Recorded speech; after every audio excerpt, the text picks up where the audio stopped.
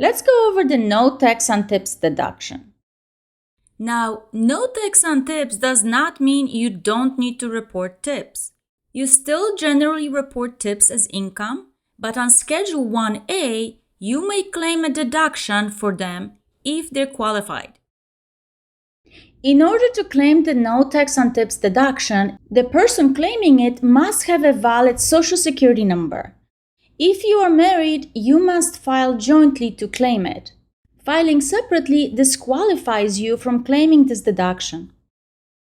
Your tips must have been received in an occupation listed on the IRS Tipped Occupation list, such as bartending, waitressing, personal care, hairstyling, and similar jobs.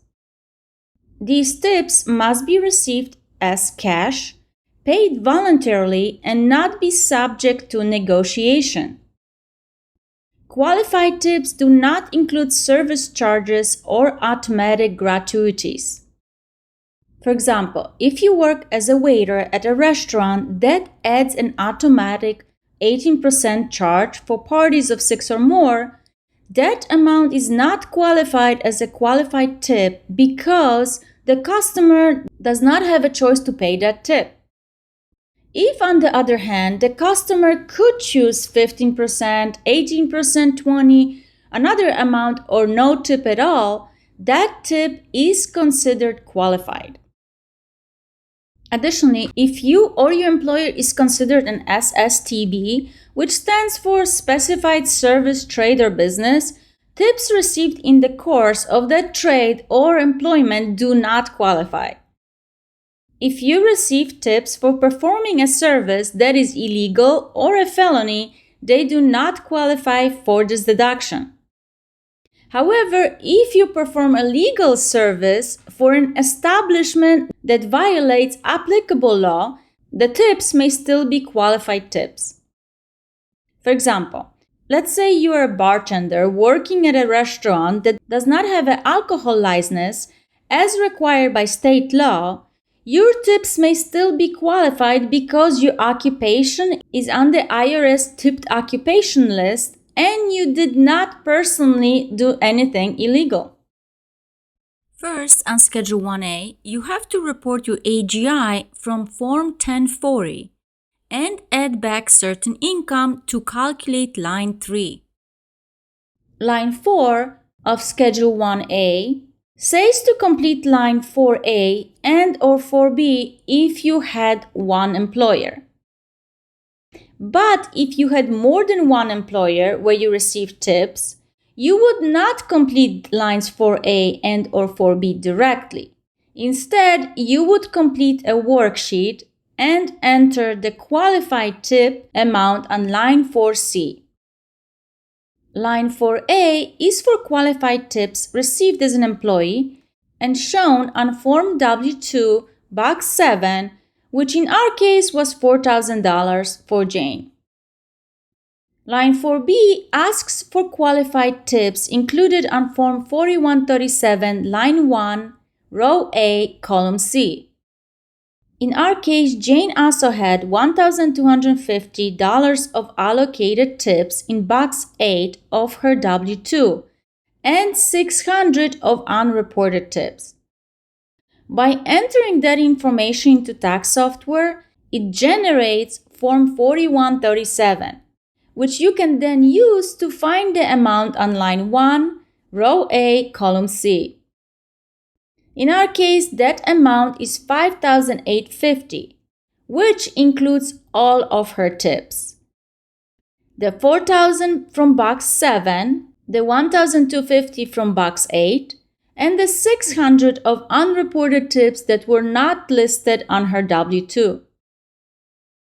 Form 4137 is used for tips that were not properly reported for Social Security and Medicare tax purposes.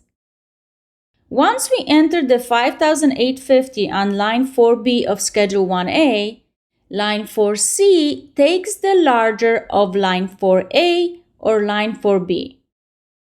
Therefore, in our case, line 4C would be $5,850. That is how this works if you had one employer where you receive tips. If you had more than one employer, you would need to do additional calculations. Now let me show you how to enter all of the tip information into the tax software. You would find the W-2 section and enter the information exactly as it appears on your W-2.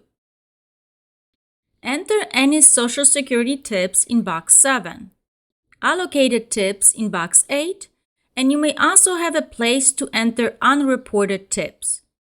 Or you may need to search for Form 4137 to do that. Now, to get to the no tax on tips deduction, you may be able to find it in several ways. First, try searching for no tax on tips first. If you find it, enter the information for your W-2 employer and the amount of qualified tips from box 7 of the W-2 or from Form 4070. Then you may be asked to enter the qualified tips from Form 4137. And you probably will not know that amount yet. So first you will need to generate that form. You may also see an area here to enter qualified tips from other forms such as Form 1099 NEC, Form 1099 Miscellaneous, or Form 1099K. You would need to have some kind of formal summary from the company that issued the form that would show you how much in tips you've received. For example, if Uber Eats issued you a Form 1099K, you may have a financial summary in your account that shows the amount of tips you received. Now going back to finding or generating Form 4137. Try searching for that form or search for unreported tips. In my case, I can see that the total tips I already entered on W-2 were $5,850, which includes all of my tips, the Social Security tips, the allocated tips, and unreported tips.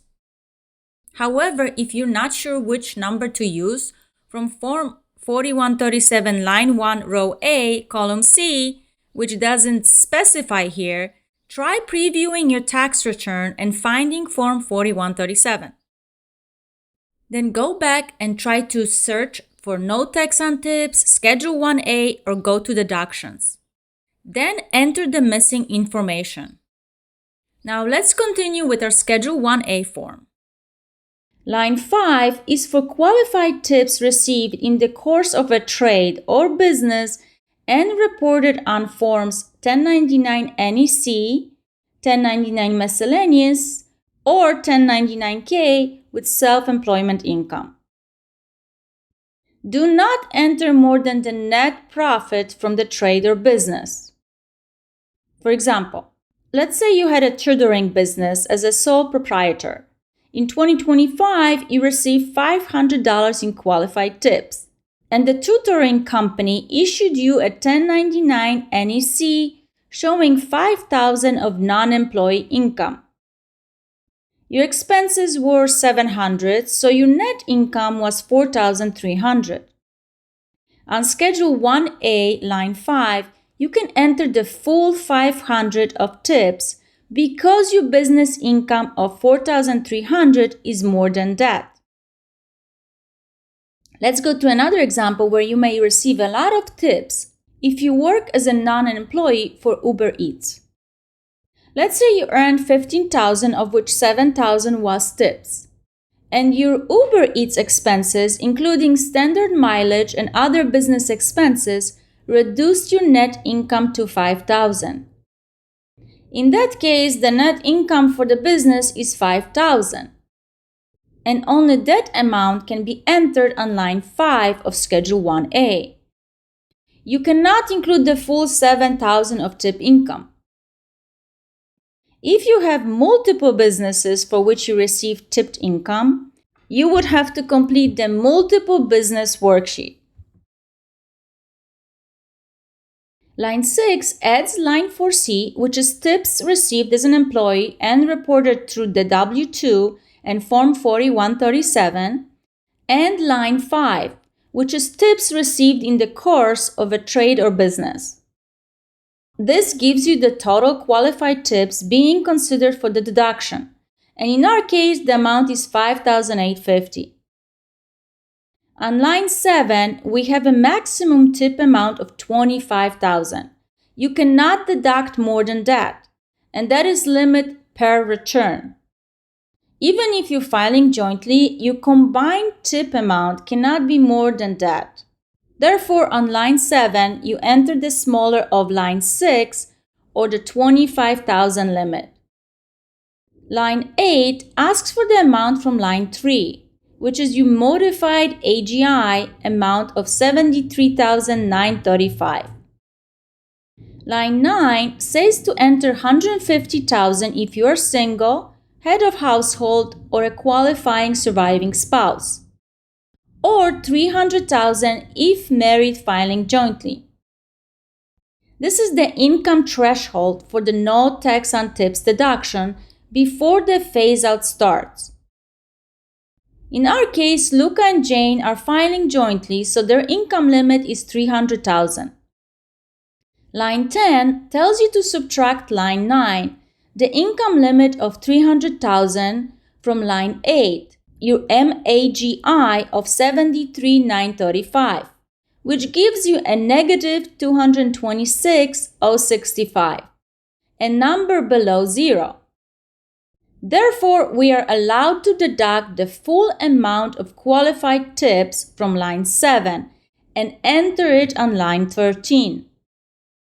This means no phase-out reduction applies here. How would the deduction be calculated if your income was above the threshold? Let's say that in our case the MAGI was $318,935, which is above the $300,000 limit for married filing jointly. You would subtract the $300,000 from the $318,935 and get $18,935 on line 10. Then on line 11, we would divide it by 1,000, so in our case that would be 18.935. Since this is not a whole number, we need to round it down to the next lower whole number, so in our case that becomes 18. This line converts the excess income into 1,000 units. On line 12, we would then multiply line 11 by $100 to calculate the reduction amount. In other words, for every 1,000 of your income above the threshold, the deduction is reduced by $100. In our case, that gives us a reduction of $1,800, which reduces the $5,850 of qualified tips. To calculate the amount of qualified tips that we can deduct, we take line 12, which is the $1,800, and subtract it from line 7, which is $5,850 of qualified tips. So for Luca and Jane, if their MAGI was $318,935, they would only be able to deduct $4,050 in qualified tips on line 13 after applying the income limit. Thanks so much for watching.